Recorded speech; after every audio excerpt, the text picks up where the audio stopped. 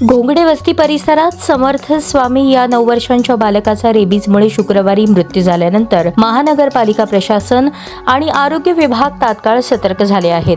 प्रशासनाकडून मागील 3 दिवसात परिसरातील 100 पेक्षा जास्त घरांचे सर्वे करत प्रतिबंधात्मक मोहीम हाती घेण्यात आली आहे, अशी माहिती अधिकाऱ्यांनी दिली.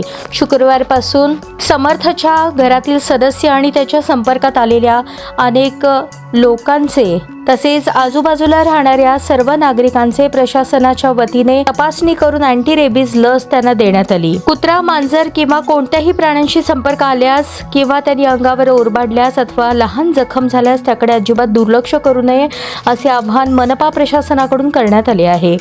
2 महिन्यांपूर्वी समर्थ स्वामी हा सायकलवरून जात असताना कुत्रा मध्ये आडवा आल्याने पडला, त्यामुळे त्याच्या पायाला जखम झाली होती आणि तेथेच त्या कुत्र्याने चाटल्याने त्याला रेबीज झाला असावा असा अंदाज वर्तवण्यात येत आहे. दरम्यान या सर्व गोष्टी समर्थ याचे वडील हे कॅन्सर पीडित आहेत. त्याच्या घरची परिस्थिती हलाखीची आहे, अशी माहिती महानगरपालिका आणि आरोग्य विभागाच्या अधिकाऱ्यांनी दिली.